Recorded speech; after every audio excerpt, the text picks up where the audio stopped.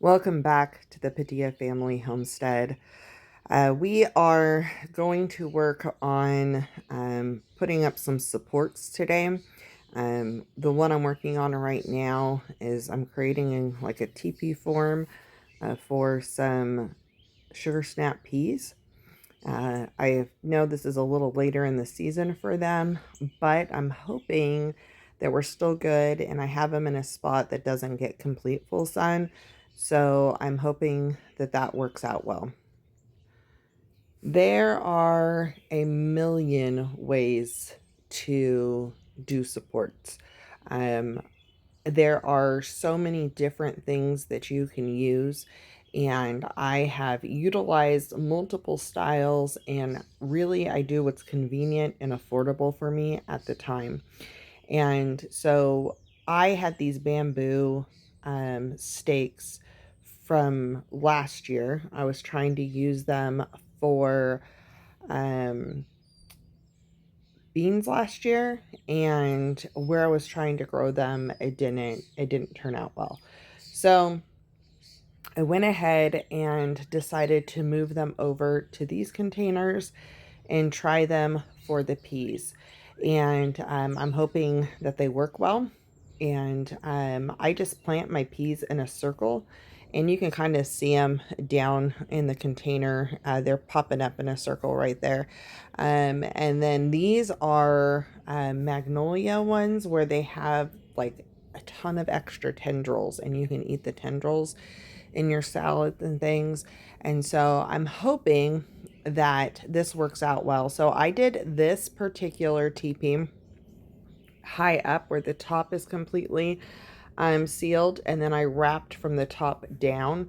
The other white container on the left side, I ended up starting at the bottom and wrapping it up, and it ended up making my teepee top connect at like halfway up, which I'm having issues with that container because the squirrels keep digging in there. So I'm trying to get some stuff together to kill the not kill the squirrels, but um, deter the squirrels from going in. So I have some spinners I'm going to be putting up.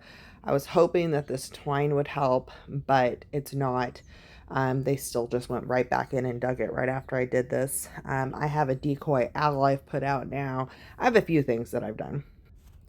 And you can definitely tell listening to this video how much wildlife that there is in this backyard. And if you're new here, I'm in the city right now. I'm in the city of Rogers, Arkansas. We're running at a duplex. We're in a shared backyard. But you will hear throughout the crazy amount of birds that are chirping, the squirrels that are talking. We have wild bunnies that pop up in the yard. We have neighbors who are mowing lawns and have dogs and airplanes, and this backyard is extremely alive and active, which kind of makes recording difficult. Um, Trying to get you guys to be able to hear me, and so um, I probably will be doing more voiceover videos this year, depending on what my background sounds sound like. But this morning that I was doing this, everything was alive and everything was talking, and it was cracking me up. I'm like, this is super noisy. Anyway, back to the supports. So you can use bamboo things like this. You can use branches that you have found. You can use metal cages, and you could do all sorts of things for these supports. I have, you can use netting instead of the twine. I'm using a plastic tomato twine. I bought a big roll on Amazon 2 years ago, and that's what I'm using. I use that for the teepees. I use that for what I'm doing here is trying to create some sort of a support for the pepper plants that are going to grow up here. I want something that's going to help them on super windy days as they grow. So I put 4 pieces of rebar in, and then I'm wrapping the twine around the rebar, and then I'll do a crisscross across it, And as this grows up, I'll make sure that it's popping into where this is, just to give it support so it doesn't fall over in crazy windy days. But I also use this twine to connect my tomato trellises, and to tie up my tomatoes. I use it for all kinds of things, and it is amazing how it works. We live in a highly windy area, so supports are really important. I will end up doing something for my squash as well, just to help with this. The next thing I want to show you, though, is my Greenstalks and what I am using and how easy it is to put on for my Greenstalks. So I have a couple of things that are new to me this year, and I'm really liking them. So there is the little individual pocket trellises, which you'll see me pop in a second. And then there is this bracket one that pops out, and you have to build it. And it's easiest to put onto the regular tiered, the 5-tiered regular GreenStalk. You can use it on a leaf GreenStalk, but you need to lift up the tier and put the bracket in, and then let the top leaf tier like sit on top of it. So it's a little harder to put in. I needed my husband's help to pop it in, but this thing comes with all the brackets and the instructions, and I'm just going to build it in place. And I'm using this for my peppers. I'm using this for my eggplants. This is where I'm putting it on right here, is where my eggplant and my dill is going to be growing. And then I also am using it to keep netting away from my containers, my ones that I have the big nets over. So I'm using this for multiple things. I have more on order. Actually, I got them during the Mother's Day sale that GreenStalk was doing. And I'm really excited about these. Now, I'm struggling getting this first one in, and part of that is because I don't think I filled this tier completely full, and it's settled a little bit. And if your tiers are not completely full, it won't push out right, and it doesn't give you the right those little spaces right there are not exactly right. So my first one was rough. After that, everything else was fine. And so I start by putting on all of the brackets that hook onto the actual GreenStalk, and then I build the loop from there. And this is held up in all the windstorms so far. I already have one pepper that's taller that I had bought that utilizes it for support. And I have been super happy with this. What else I have done in GreenStalks is I've used shorter bamboo stakes in a GreenStalk, where I have put that down and then tied my plant to that bamboo stake.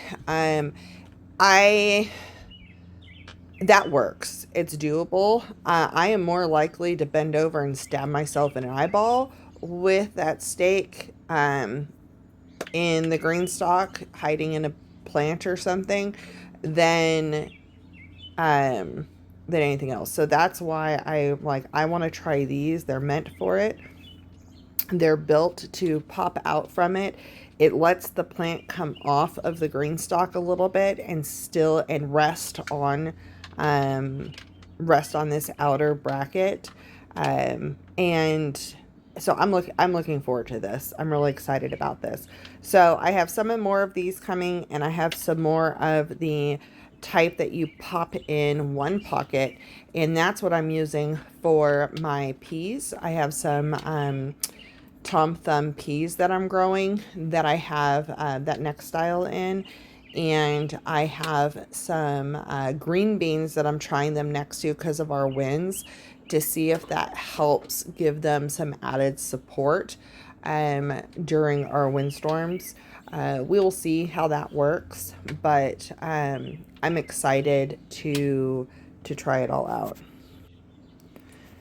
There is nothing more devastating than getting a plant grown to full size, and it's growing, and then a storm comes or something happens, and it gets too heavy and it breaks, or the wind comes and it snaps it.